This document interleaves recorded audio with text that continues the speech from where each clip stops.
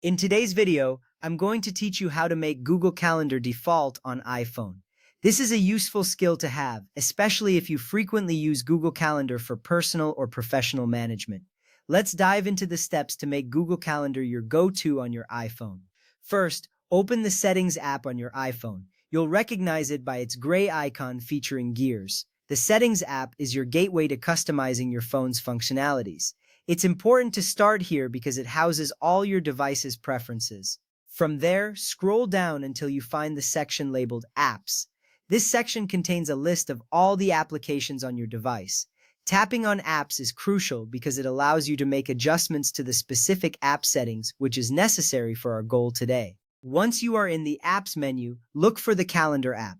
The Calendar app is where you manage your schedule and appointments. Tap on it to access its settings. This step is important because it will allow you to adjust the calendar-related preferences. Now, tap on Default Calendar. This option lets you choose which calendar will be used by default for new events. Selecting the default calendar setting is critical because it determines where your new events will be saved automatically. Next up, you will see a list of all available calendars on your device. From this list, select your Google Calendar. This ensures that any new events you create will be saved directly to Google Calendar, simplifying your scheduling process. Selecting Google Calendar is beneficial because it keeps all your appointments and reminders synchronized across your devices.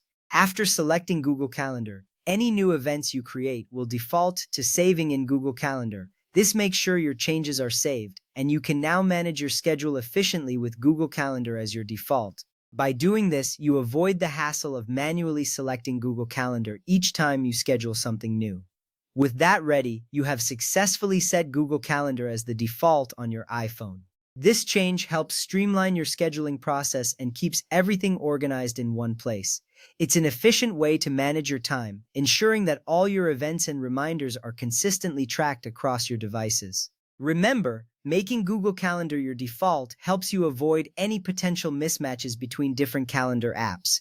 Consistency is key, especially when managing busy schedules. Plus, it will save you time in the long run by reducing the need to double-check where your events are saved. As you continue using your iPhone, you'll appreciate how these small adjustments make a big difference. It's all about making your device work for you in the most efficient way possible.